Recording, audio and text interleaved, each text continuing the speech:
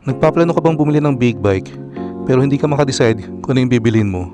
Buti na lang kinlik mo tong video kasi bibigyan kita ng 5 reasons kung bakit itong Honda CB650R E-Clutch ang dapat mong bilhin.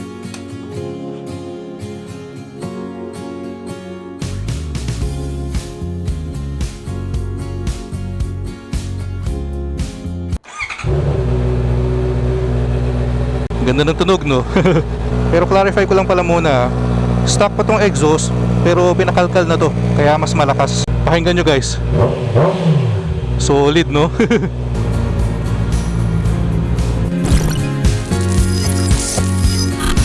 Tara guys, so first reason na kagad tayo, yun yung effortless riding. Dito kasi sa E-Clutch version, hindi mo na kailangan gumamit ng clutch kung kakambyo ka. So katulad nyo, naka-neutral tayo. Kung gusto ko mag-primera, yan guys, primera na, first gear, walang clutch. Kung under ka naman, ayun o, hindi mo na rin kailangan mag-clutch. Sa mga baguhan kasi, di ba, doon sila usually nahihirapan. Yung galing sa full stop, namamatayan kasi hindi pa matimpla ng maayos yung clutch. So dito sa E-Clutch version, hindi na nila magiging problema yon. Gas and go na lang. So imagine niyo na lang, naipit kayo sa heavy traffic, kunyari nasa EDSA kayo. So mababawasan yung rider fatigue kasi hindi mo na kailangan mag-clutch ng mag-clutch. Nakakangalay din sa kamay yun ha. Alam yun ng mga naka-experience na nun. Teka, color white pala tong panel natin. Palitan ko lang ng black. May toggle switch dito yan. May gusto kasi akong look ng panel sa Honda eh. Pakita ko sa inyo guys. So una, gawin nating black yung background. Naka-auto kasi ngayon yan. So nag-white pag daytime, tapos magba-black naman pag gabi. Pero i-black na natin. Tapos yung display type, naka-bar ngayon yan, gawin nating circle. Tingnan nyo guys. Ganda, no? So for me, mas sporty pag ganito yung look. Let's go. So sa pangalawang reason naman, so connected sa una yon, yung effortless riding, hindi mo na kailangan mag-clutch. Pero yung pangalawang reason is of course, meron na tong stall prevention. So hindi ka mamamatayan ng makina dito. Mag third gear tayo, ayan. Third gear paahon. So kahit tumigil tayo, hindi na mamatay yung makina. Sinasabihan ka lang niya na kunyari medyo mataas yung gear mo, nasa third gear ka, pero mabagal ang takbo mo, i-alarm ka lang niya or i-alert ka niya na magbaba ka ng ng gear. Lalo sa mga gatong hangin, di ba? Diyan medyo prone mamatayan yung mga beginner sa manual eh. Alright, Expressway Gaming.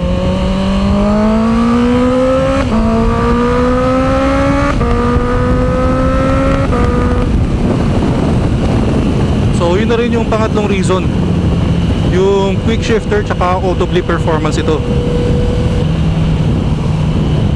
So nakita nyo naman kayo na quick shifter, talagang ang bilis ng shifting nya. Pag magbababa ka naman, ayun o, nag-auto blip na rin siya. Hindi mo na kailangan mag-rev match. Kung mag-shift ka, grabe. Sarap dalhin nito guys, sobra. Ganda ng tunog pag nagda-downshift eh, no? Pakinggan nyo.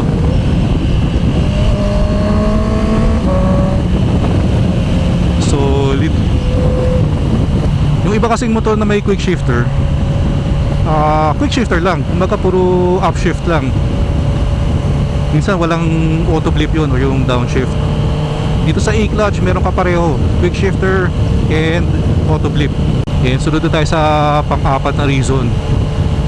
You get the best of both worlds dito sa E-Clutch version. Siyempre naka E-Clutch ka, talagang chill na chill ang ride mo dito. Hindi mo na kailangan kumambi, di ba? Na downshift ka, ayan, downshift. Upshift naman. Di ba? Sarap pakinggan nung kalkal pipe eh, no? Pero syempre baka naman may times na mananawa ka, gusto mo mag full manual, di ba? Ang maganda dito, pwede pa rin pag ginamit mo yung clutch, mag-engage yung full manual mode. So for example, gusto mong bumomba,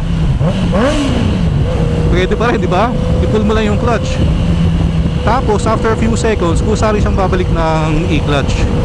Pero kung gusto mo naman mag full manual talaga the whole time, yung hindi kusang babalik ng E-Clutch, pwede mo namang iset sa settings yun. So walang problema.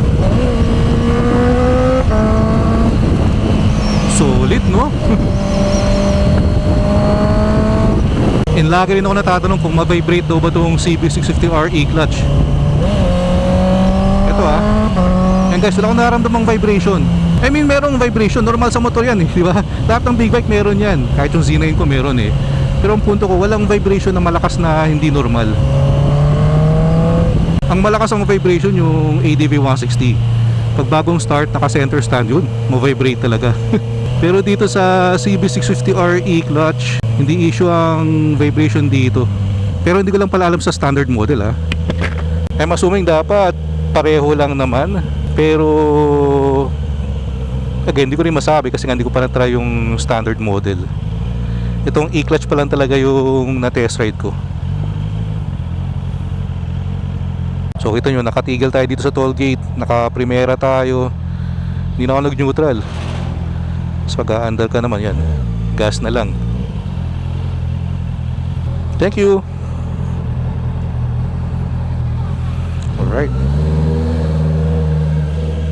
ikot lang tayo ng konti dito kasi napakita ko lang sa inyo na goods sa expressway itong CB650R e-clutch. Tingnan naman natin kung kamusta sa city riding. So again, to stoplight. Hindi ko na kailangang mag-neutral. Nagsasabi pa paano to kung may batang bumomba nito tapos naka first gear ka, di ba? So, syempre dapat alert ka din. May nakahinto ka, di ba? Huwag namang hayaan basta na lang may bumomba sa throttle mo. Kasi same din yun sa mga scooter na nakatigil Paano kung bigla na lang din may bumomba, di ba?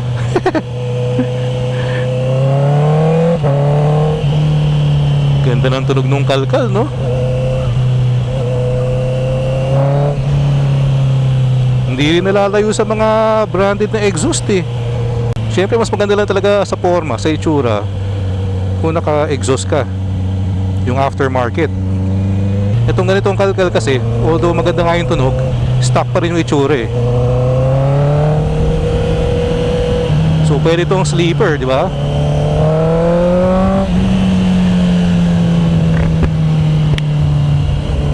Downshift.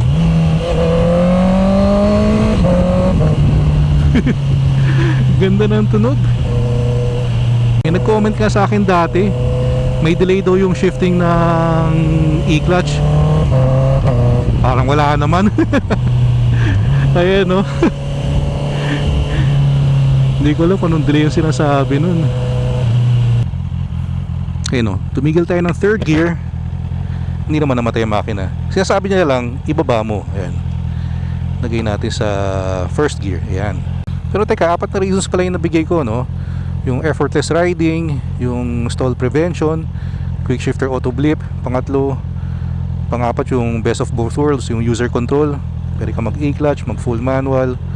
So for me, yung pang-5 reason kung bakit ito yung dapat mong bilhin is for me yung accessibility. Pwede sa beginner, pwede sa seasoned rider. Yung sa mga beginner na gusto agad tumalon sa big bike, for me mas dito, mas mababa yung learning curve mo.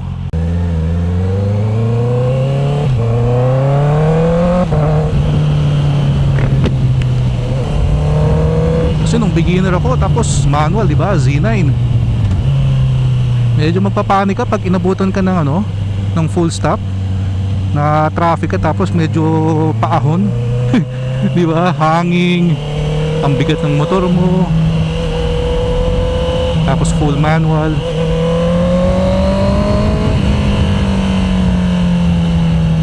Tingin ko yun naman talaga ang target ni Honda nung ginawa nila itong e-clutch technology. Yung tipong to make riding for everyone. Kaya beginner ka, baguhan, veteran na, seasoned rider, may enjoy tong Honda CB650R e-clutch. And ito yung isang reason kung bakit dapat meron ka pa ring manual mode. Kasi kung naka big bike ka tapos dadaan ka ng tunnel, meron kang required gawin dito kung walang manual to, di mo magagawa to. Diba?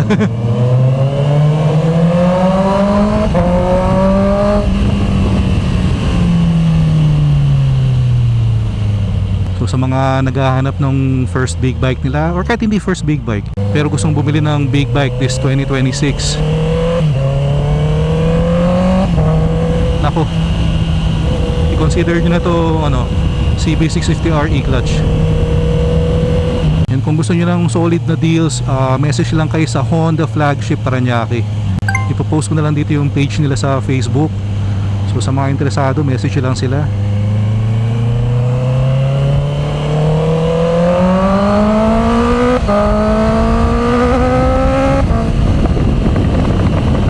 Mga invisible humps kasi dito sa SLEX kaya nakakatakot din.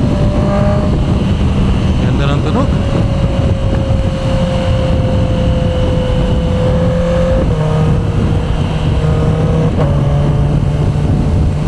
Pag nag-shift no? Pero reminder lang pala guys, naked bike tong CB650R. Kaya talagang sapong-sapo mo rin lahat ng hangin pag nasa expressway ka. Pero pwede ka naman mag-top, di ba? Kung gusto mo. Ako kasi sanay na ako sa ganitong riding position since si Z9 naked bike din. Sarap ng downshift, no? And special shoutout nga rin pala ulit sa mga kaibigan natin dyan sa Honda Flagship Parañaque, lalo na kay Boss Reg. Happy New Year sa inyo lahat. Yung sa mga interesado pala, ang SRP nitong e-clutch model 564,000 pesos.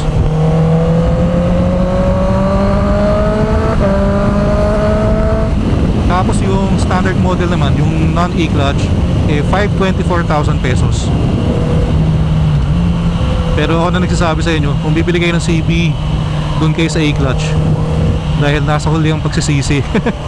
Pero syempre kung gusto nyo malaman kung may discount ba, magkano yung terms, installment, again, message na lang yung Honda Flagship Parañaque.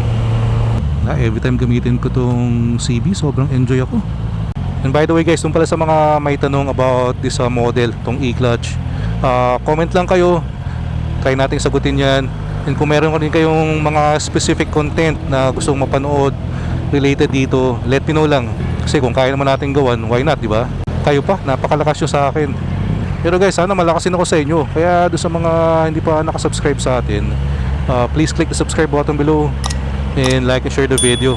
So guys, maraming salamat sa mga sumama sa pasyal natin today. Putukan na mamaya. Happy New Year sa lahat. So kita kayo sa next video. Ingat kayo lahat palagi. Always ride safe.